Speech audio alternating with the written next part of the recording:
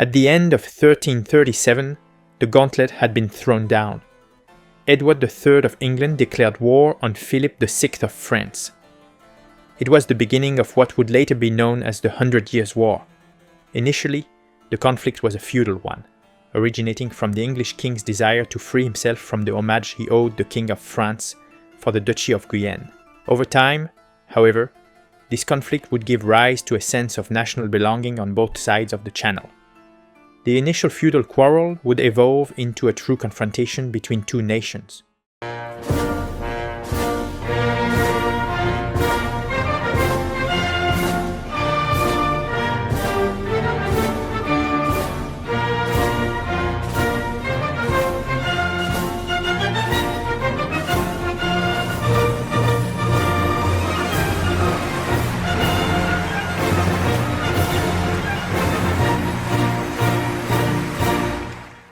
Vae Victis, a casus belli production.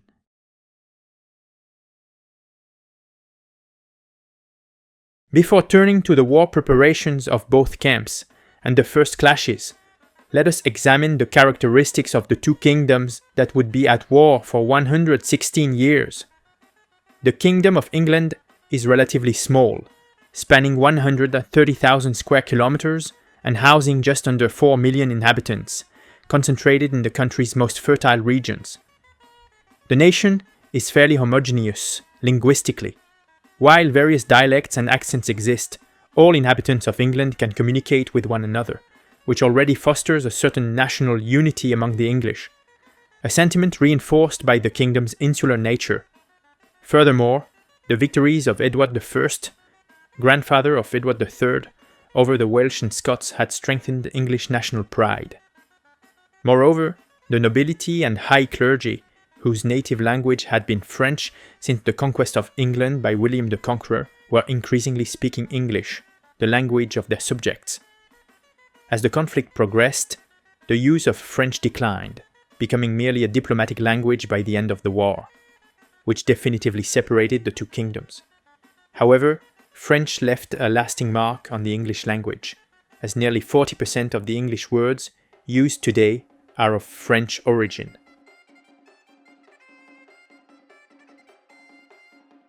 The Kingdom of England is a purely rural realm. London is by far the largest city, yet it barely reaches 50,000 inhabitants, while York, the country's second city, struggles to hit 10,000 souls. The vast majority of the population thus lives in the countryside and cultivates the land. In order to accommodate the population increase over the previous centuries, forests were cleared. Having thus reached the maximum amount of arable land and seeing yields stagnate, the kingdom begins to face problems when harvests fall short, as was the case from 1315 to 1317. Famine returned to England. The kingdom's great wealth lies in wool. It allows the emergence of a rich class of breeders and merchants, while also providing the English crown with significant revenue through taxes levied on exports, mainly to Flanders. Furthermore, wool, which is vital to Flemish craftsmen, would repeatedly be used as an economic weapon to pressure continental princes. In the event of a wool embargo, revolts would break out swiftly in cloth-making cities like Bruges, Ghent, Ypres, or Lille.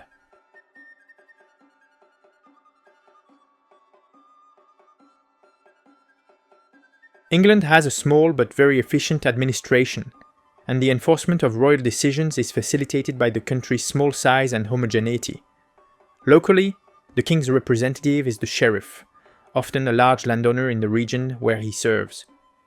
He therefore takes local interests into account and is not seen as an external despotic authority, unlike in France, where royal bailiffs and seneschals are sent from Paris and disregard regional particularities. Though England is well governed, the crown's revenues are quite low compared to other Western European monarchs, and the King of England cannot sustain a prolonged war effort without resorting heavily to borrowing. Many bankers and merchants would go bankrupt after lending enormous sums, often, more or less forcibly, to the English king, who would never repay them due to insufficient income.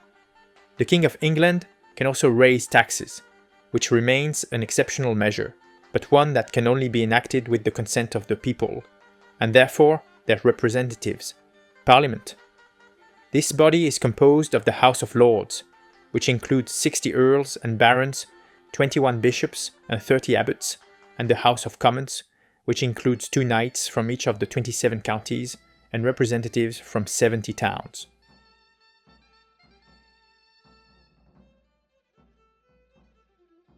The bourgeoisie and great barons thus feel involved in royal decisions, which contributes to national unity and allows the king to enjoy greater trust. And he needs it, as revolts against the king are frequent across the Channel. Consider, for example, those that led to the imposition of the Magna Carta under King John, or even the imprisonment and murder of Edward II, judged incompetent. English barons owe allegiance to the crown, not the individual king. On the military front, England is in constant conflict with its Scottish neighbours to the north. The latter represent a continual threat, especially since Scotland has been allied with France since the 13th century, under a mutual assistance treaty known as the Old Alliance. The Welsh to the west no longer pose a real threat, but the king had to mobilize enormous numbers of troops to subdue this difficult region between 1277 and 1287. A whole network of massive fortresses had to be built to monitor the defiant Welsh. Nonetheless, these multiple conflicts allowed the English army to develop weapon systems and strategies that would make it so formidable in the early stages of the 100 Years' War. One of the army's key revolutions compared to other feudal armies of its time was the reduction in the proportion of heavy cavalry. The reason was simple: small estates were being bought up by large barons, so the number of landowners able to equip themselves as knights dropped to about 4,000. Infantry, recruited from lower social classes, thus became indispensable. Depending on campaign needs, each parish had to provide a certain number of able-bodied, trained and equipped men. These infantrymen belonged to the upper tier of the peasantry and owned their farms. All infantry soldiers had to supply their own equipment, and, in some cases, a horse. This horse was not used in battle but for movement during campaigns, making these units mobile and able to reach combat zones without fatigue. In addition to this infantry, the famous archers were recruited, often Welshmen, equipped with their longbows. They too travelled on horseback or on foot if they were poorer, and had been specially trained from the age of 7 to wield this nearly 2-meter-high bow. Originally used by the Welsh and Scots, this weapon was quickly adopted by the English, who soon recognized its combat utility. English archers favored overwhelming their enemies with a high rate of fire, in contrast to the slow, precise shooting of crossbowmen.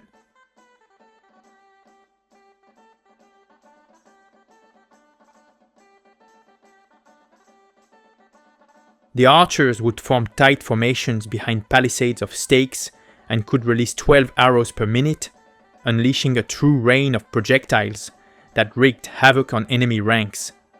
They were accompanied by pikemen also positioned behind the defensive line, and even knights would mostly dismount when battle began. This defense-first tactic would work wonders at the beginning of the conflict. The men were paid, and actual contracts specifying the duration of service and payment terms were signed. In this way, the soldiers were bound only to their lord, whose interests they served loyally, helping prevent betrayal. The King of England, thus, had at his disposal a disciplined, experienced army, made up of landowners committed to defending the realm, whose training had forged a real esprit de corps. In short, a formidable weapon at the dawn of the 100 Years' War. In France, the situation was somewhat different. The Kingdom of France was the largest territorial entity in Europe, with its 420,000 square kilometers, and also the most populous, with 16 million inhabitants. Except for a few revolts in Flanders, France had been at peace for more than a century. As in England, France had reached its population limit, and famine returned to the kingdom after the disastrous harvest of 1315 to 1317. When war broke out and the English crossed the Channel, they discovered a heavily urbanized country. Paris, the king's residence, housed 200,000 people, by far the largest city in France and in Western Europe. Bordeaux, Rouen, and Toulouse, each with 40,000 inhabitants, nearly rivaled London in size. While the vast majority of the kingdom's people lived in the countryside, they all lived near major cities where they went to market, court, or to attend performances. Everything seemed golden under the sun of France. The French monarchy was the most powerful in Europe, and since the early 14th century had even brought the Pope under its sway, as he had moved to Avignon. This Pope, who was French and surrounded by a majority of French cardinals, very rarely opposed the French king.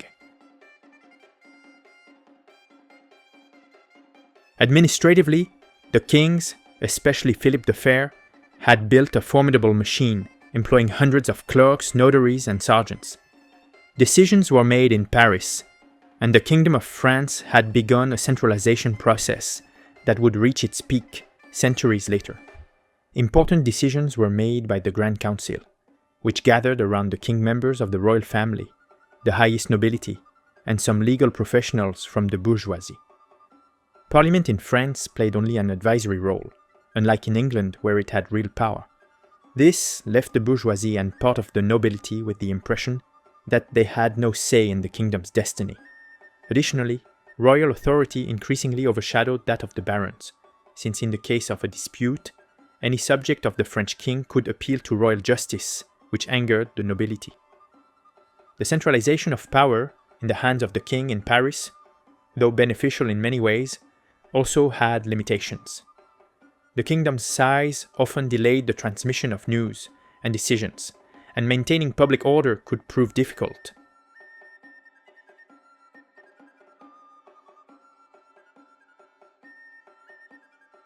However, the main weakness of the French monarchy was its outdated fiscal system. Revenues were insufficient to finance a constantly growing administration and an army undergoing transformation. At the beginning of the 14th century, the king could theoretically muster 30,000 men, 1/3 of them knights, which was enormous. However, traditional recruitment based on the feudal levy, ban, only allowed the king to use his army for a limited time. He therefore increasingly relied on professional soldiers, but these troops were expensive. The king had tried to replace the arrière-ban, call-up of lesser vassals, with a tax. Those who couldn't or didn't want to serve could pay instead, thus providing money to hire mercenaries. In addition to these taxes, there was also the general tax levy. However, raising taxes was complicated, and the king had to convince the taxpayers of the justice and necessity of the royal cause. It was so complex that the king often resorted to forced loans or currency manipulations, whereby the precious metal content in circulating coins was reduced. Thus, despite having a realm 3 times larger, 3 times more populous, and far wealthier, the King of France, due to an ineffective fiscal system, had proportionally fewer resources than the King of England.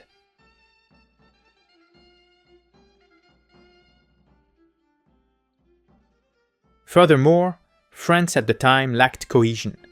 Strong regional particularisms prevailed. First, France was divided linguistically, the Langue d'Oil in the north and the Languedoc in the south. But beyond language, customs varied enormously between the north and south of the kingdom. Additionally, some regions had a strong identity of their own, such as Brittany, Flanders, Aquitaine, or Languedoc. France was thus far from the national unity that would emerge during the course of the 100 Years' War. The kingdom was also divided into a multitude of fiefs, the largest of which formed territorial units resembling independent states. They were ruled by powerful barons who owed the king homage, making them vassals, but had no desire to see royal authority strengthened at their expense. These powerful lords, subdued under Philip the Fair, took advantage of royal weakness and increasingly complained about royal officials encroaching on their rights and privileges. Though the King of France did everything to appease them, their discontent still lingered on the eve of the war. Militarily, as mentioned earlier, Philip VI could rely on a large army, composed mainly of knights, making for a formidable shock cavalry. Nobles took up arms at the king's call, because it was their duty, but also because that was the function of this warrior caste. Each lord led his own men into battle, thus becoming a military captain on the field. However, the dominance of the knightly class was not without its drawbacks. It lost much of its effectiveness on rough terrain or when the enemy was entrenched behind defenses, situations that became more and more common. Moreover, knights were caught up in a chivalric ideal, derived from the courtly literature of the 12th century, notably the works of Chrétien de Troyes. This romanticized vision of war was no longer appropriate at the dawn of the 100 Years' War. This chivalric lifestyle, centered around honor, drove knights to all sorts of excesses to prove their bravery, capturing as many prisoners as possible, flaunting their house colors, and boosting their prestige. This led to unnecessary risks, especially since bravery and honor were considered more important than discipline and obedience to the king. Additionally, rivalries between different lords of the royal host led to disorder and disobedience that would prove fatal on several occasions. French knights viewed war as a grand tournament and, as such, a chance to show their bravery. The English, more pragmatic, were not concerned with these questions of honor or chivalry codes, as they would demonstrate on many occasions throughout the conflict. They would even display their utter lack of honor and disregard for the basic rules of war by having all their prisoners executed on several occasions. To support the feudal army, communal militias were raised from French villages. These had performed miracles a century earlier at the Battle of Bouvines, but as military campaigns now coincided with the harvest season, only those who could be spared from the fields were sent. As a result, they lacked experience, had only rudimentary training, and were neither the most resourceful nor the most eager to fight. In addition to knights and militias, the King of France generally employed Genoese mercenaries, the only true professional soldiers in the French army. These Genoese were typically armed with crossbows, which, although more powerful and accurate than the English longbow, had a much slower rate of fire and were heavier and more cumbersome. The mercenaries were also equipped with a pavis, a large shield meant to protect them from enemy arrows while within range, further hampering their mobility. Two systems were therefore on the verge of clashing.